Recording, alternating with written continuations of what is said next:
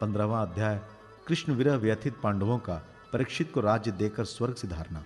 सूत जी कहते हैं, भगवान श्री कृष्ण के प्यारे सखा अर्जुन एक तो पहले ही श्री कृष्ण के विरह से कृश हो रहे थे।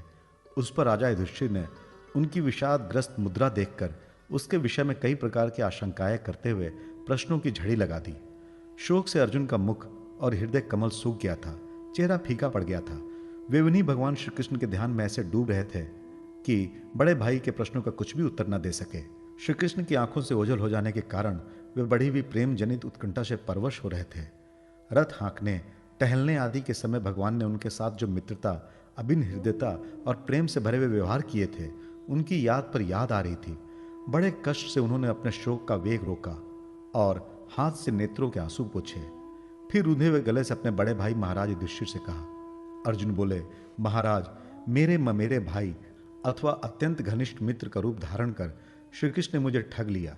मेरे जिस प्रबल पराक्रम से बड़े बड़े देवता भी आश्चर्य में डूब जाते थे, उसे श्री कृष्ण ने मुझसे छीन लिया। जैसे शरीर प्राण से रहित होने पर मृतक कहलाता है, वैसे ही उनके क्षण भर के वियोग से ही संसार अप्रिय दिखने लगता है। उनके आश्रय से द्रौपदी स्वयंवर में राजा द्रुपद के घर आए हुए कामोन्मत्त राजाओं का तेज मैंने हरण कर लिया। धनुष पर बाण चढ़ाकर मत्स्य वेद किया और इस प्रकार द्रौपदी को प्राप्त किया था। उनकी सनिधि मात्र से मैंने समस्त देवताओं के साथ इंद्र को अपने बल से जीतकर अग्निदेव को उनकी तृप्ति के लिए खांडव वन का दान कर दिया और मैं दानों के निर्माण की हुई अलौकिक कला कौशल से युक्त मायामयी सभा प्राप्त की और आपके यज्ञ में सब ओर से आकर राजाओं ने अनेक प्रकार की भेंटें समर्पित की। 10,000 हाथियों की शक्ति और बल से संपन्न आपके इन छोटे भाई भीमसेन ने ही उन्हीं की शक्ति से राजाओं के सिर पर पैर रखने वाले अभिमानी जरासंध का वध किया था। तदनंतर उन्हीं भगवान ने उन बहुत से राजाओं को मुक्त किया जिनको जरासंध ने महाभैरव यज्ञ में बलि चढ़ाने के लिए बंदी बना रखा था। उन सब राजाओं ने आपके यज्ञ में अनेकों प्रकार के उपहार दिए थे। महारानी द्रौपदी रासु यज्ञ के महान अभिषेक से पवित्र हुए अपने उन सुंदर केशों को, जिन्हें दुष्टों ने भरी सभा में छूने का साहस किया था, बिखेर कर तथा आंखों में आंसू भरकर जब श्री कृष्ण के चरणों में गिर पड़ी, तब उन्होंने उसके सामने उसके उस घोर अपमान का बदला लेने की प्रतिज्ञा करके उन धूर्तों की स्त्रियों की ऐसी दशा कर दी कि वे विधवा हो गई और उन्हें अपने केश अपने हाथों खोल देने पड़े। वनवास के समय हमारे वैरी दुर्योधन के षड्यंत्र से 10,000 शिष्यों को साथ बिठाकर भोजन करने वाले महर्षि दुर्वासा ने भी हमें दुस्तर संकट में डाल दिया था। उस समय उन्होंने द्रौपदी के पात्र में बची हुई शाक की एक पत्ती का ही भोग लगाकर हमारी रक्षा की।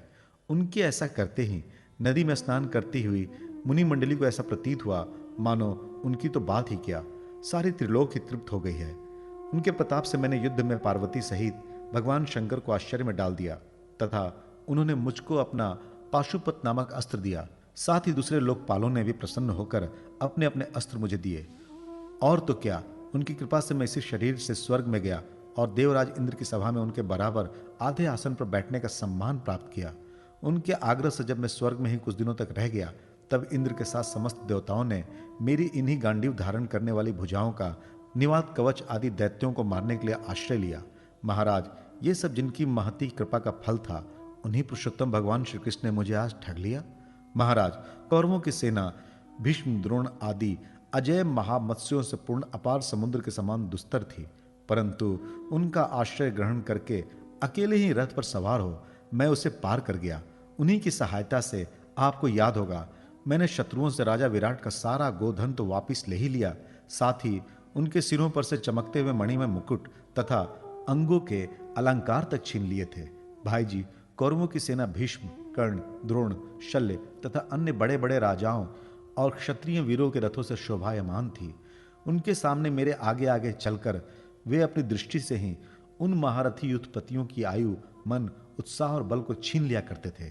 द्रोणाचार्य, भीष्म, कर्ण, भूरिश्रवा, सुशर्मा, शल्य, जयद्रथ और बालिक आदि वीरों ने मुझ पर अपने कभी न चूकने वाले अस्त्र चलाए थे, परंतु जैसे हिरण्यकशिपु आदि दैत्यों के अस्त्र शस्त्र भगवत भक्त प्रहलाद को स्पर्श नहीं करते थे, वैसे ही उनके शस्त्रास्त्र मुझे छू तक नहीं सके।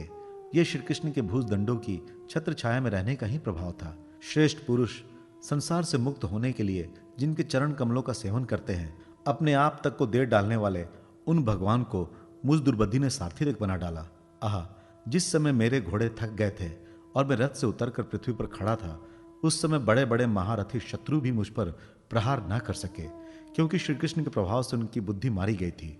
महाराज माधव के उन्मुक्त और मधुर मुस्कान से युक्त विनोद भरे एवं हृदय स्पर्शी वचन और उनका मुझे पार्थ, अर्जुन, सखा, कुरुनंदन आदि कहकर पुकारना मुझे याद आने पर मेरे हृदय में उथल पुथल मचा देते हैं। सोने, बैठने, टहलने और अपने संबंध में बड़ी बड़ी बातें करने तथा भोजन आदि करने में हम प्राय एक साथ रहा करते थे। किसी किसी दिन मैं व्यंग से उन्हें कह बैठता, मित्र तुम तो बड़े सत्यवादी हो। उस समय भी वो महापुरुष अपनी महानुभावता के कारण जैसे मित्र अपने मित्र का और पिता अपने पुत्र का अपराध सह लेता है, उसी प्रकार मुझ दुर्बुद्धि के अपराधों को सह लिया करते थे। महाराज जो मेरे सखा, प्रिय मित्र नहीं मेरे हृदय ही थे, उन्हीं पुरुषोत्तम भगवान से मैं रहित हो गया हूँ। भगवान की पत्नियों को द्वारका से अपने साथ ला रहा था, परंतु मार्ग में दुष्ट गोपों ने मुझे एक अबला की भांति हरा दिया और मैं उनकी रक्षा नहीं कर सका। वही मेरा गांडीव धनुष है, वही बाण है, वही रथ है, वही घोड़े हैं और वही मैं रथी अर्जुन हूँ, जिसके सामने बड़े बड़े राजा लोग सर झुकाया करते थे। श्री कृष्ण के बिना ये सब एक ही क्षण में नहीं के समान सार शून्य हो गए।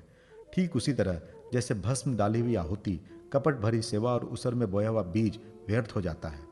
राजन, आपने द्वारकावासी अपने जिन सुहृद संबंधियों की बातें पूछी है, वे ब्राह्मणों के शापवश मोहग्रस्त हो गए और वारुणी मदिरा के पान से मदोन्मत्त होकर अपरिचितों की भांति आपस में एक दूसरे से भिड़ गए और घूंसों से मारपीट करते सब के सब नष्ट हो गए। उनमें से केवल 4-5 ही बचे हैं। वास्तव में यह सर्वशक्तिमान भगवान की ही लीला है कि संसार के प्राणी परस्पर एक दूसरे का पालन पोषण भी करते हैं और एक दूसरे को मार भी डालते हैं। राजन, जिस प्रकार जलचरों से बड़े जंतु छोटों को, बलवान दुर्बलों को एवं बड़े और बलवान भी परस्पर एक दूसरे को खा जाते हैं, उसी प्रकार अतिशय बली और बड़े यदुवंशियों के द्वारा भगवान ने दूसरे राजाओं का संहार कराया। तत्पश्चात यदुवंशियों के द्वारा ही एक से दूसरे यदुवंशियों का नाश कराकर पूर्ण रूप से पृथ्वी का भार उतार दिया। भगवान श्री कृष्ण ने मुझे जो शिक्षाएं दी थी, वे देश, काल और प्रयोजन के अनुरूप तथा हृदय के ताप को शांत करने वाली थी। स्मरण आते ही वे हमारे चित्त का हरण कर लेती हैं। सूत जी कहते हैं, इस प्रकार प्रगाढ़ प्रेम से भगवान श्री कृष्ण के चरण कमलों का चिंतन करते करते अर्जुन की चित्त वृत्ति अत्यंत निर्मल और प्रशांत हो गई। उनकी प्रेममयी भक्ति भगवान श्री कृष्ण के चरण कमलों के अहर्निश चिंतन से अत्यंत बढ़ गई। भक्ति के वेग ने उनके हृदय को मत कर उसमें से सारे विकारों को बाहर निकाल दिया। उन्हें युद्ध के प्रारंभ में भगवान के द्वारा उपदेश किया हुआ गीता ज्ञान पुनः स्मरण होया, जिसकी काल की व्यवधान और कर्मों के विस्तार के कारण प्रमादवश कुछ दिनों के लिए विस्मृति हो गई थी। ब्रह्म ज्ञान की प्राप्ति से माया का आवरण भंग होकर गुणातीत अवस्था प्राप्त हो गई। द्वैत का संशय निवृत्त हो गया। सूक्ष्म शरीर भंग हुआ।